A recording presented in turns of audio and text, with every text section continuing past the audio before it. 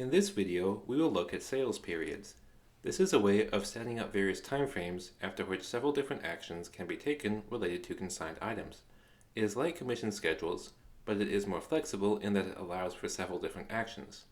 However, whereas commission schedules change the commission rate automatically, sales period actions have to be taken manually. Let's take a look at setting up sales periods. We come to Settings, Edit Sales Periods, and click Add.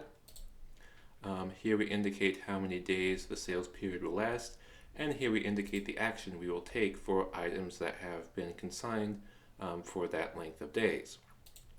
The actions are reduce the price of the item, change the commission rate of the item, return the item to the consignor, make the item a donation so that it no longer earns a commission when purchased, or any other action, which we would describe here. So let's set some sales periods.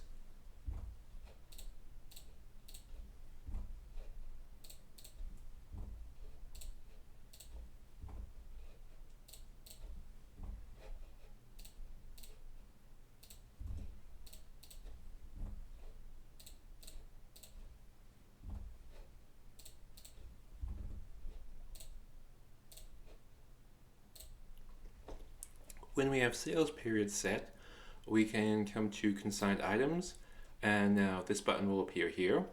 So if we click that, we see that we have the sales periods listed out with the furthest in the future at the top to the nearest at the bottom.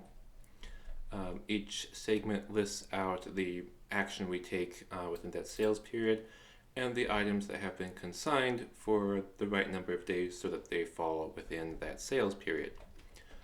On the right here we have the button to take the action needed for that sales period. So the button will be red if the action needs to be taken, or blue if it has already been taken. So let's take an action. We'll change the consignment rate for this item here, like that. Take the action, and now the button shows up as blue.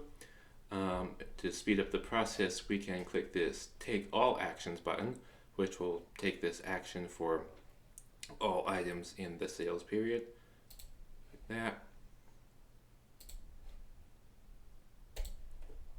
And if it's a change price, it'll also take us to barcode printing, but won't demonstrate that right now. And if we come down here, we can see that now the action was taken for both these items in the sales period. There's also the option to customize sales periods for a given consignor. Let's go to Settings, select our consignor, and Customize Settings, and set up a custom sales period.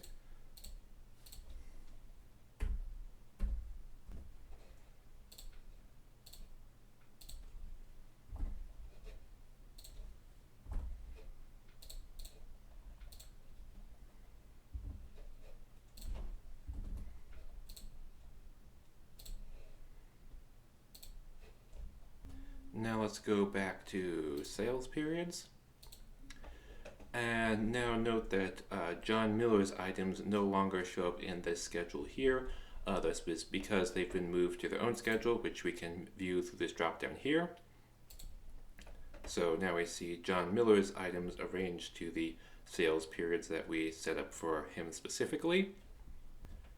And it has the same action buttons which work just the same way as in the regular view. If you have many consignors, it can take time to go through each one and check the actions you need to take for all the consignors. That's why there is this View by Next Action button. This button rearranges the sales period view to group items by the next action that needs to be taken. We have a table for each of the different types of actions. And items have this Days to Next Action column indicating how long it is until this action needs to be taken.